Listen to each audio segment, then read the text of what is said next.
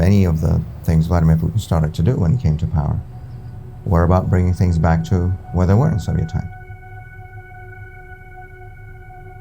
My generation is old enough just about to remember the Soviet period and to remember what things were like back then.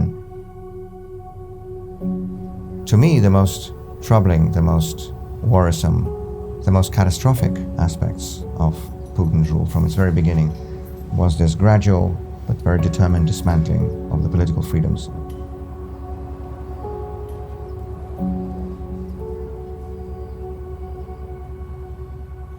Well, frankly, I felt as if I was losing my country, and that's how many people felt of democratic institutions in Russia, to the extent that today we're finding our country under a full-fledged authoritarian regime with hundreds of political prisoners, with opponents of the government who are threatened, harassed, imprisoned, or killed.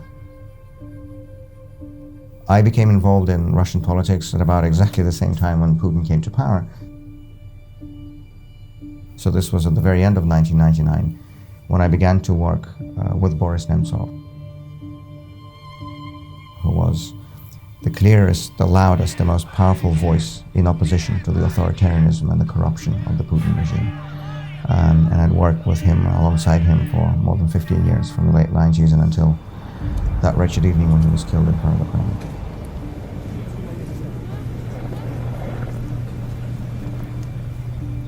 It's a point of principle for me to be continuing this work, because I think we could give no better present to the Putin regime than if we all just gave up and ran, and we're just not going to do that. I was subjected to 2 poisoning attacks, 2 murder attempts, both times in Moscow, both times using some kind of very sophisticated chemical toxin. The effect of it was to basically shut down all of my life organs. Within a space of a few hours, I went into a coma.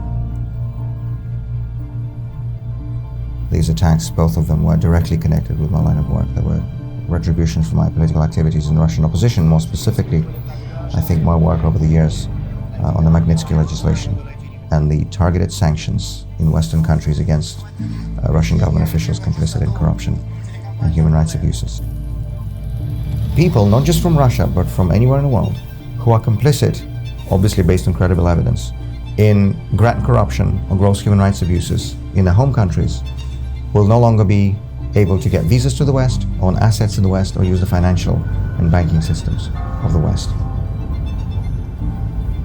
The brilliance of this principle is also that you are not targeting an entire country of 140 million people in case of Russia for the actions, of a few crooks and criminals in the Kremlin. You go after them personally. That's the brilliance. It's the principle of personal accountability.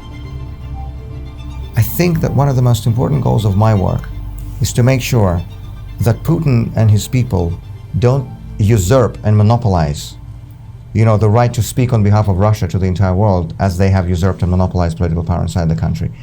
And that people in democratic nations hear not just the voices of Putin, Lavrov, and these other Kremlin officials, but also the voices of Russian Democrats, of Russian civil society, of those people in Russia who have a very different vision for our country than those who are currently sitting in the Kremlin. We are no less Russian than Vladimir Putin. Probably the more important way in which we are trying to prepare for that future transition is to actually work with the generation that will be in charge of it. We believe there's nothing more important than to work and to help train and educate and support and empower them. As a historian, I know that there's anything that modern Russian history teaches us is that major political changes in our country can happen suddenly and unexpectedly. We do not know when or how the Putin regime is going to leave power, but we do know that it will, because nothing is forever. Russia is not just about Putin and the crooks and criminals around him. Russia is about so much more. It's so much bigger and frankly so much better than those people who are sitting in the Kremlin. Please stop saying Russia when you mean Putin. Please make a distinction. Please make a difference. Please don't equate a nation, a great and very culturally rich nation, with an authoritarian regime that misrules it.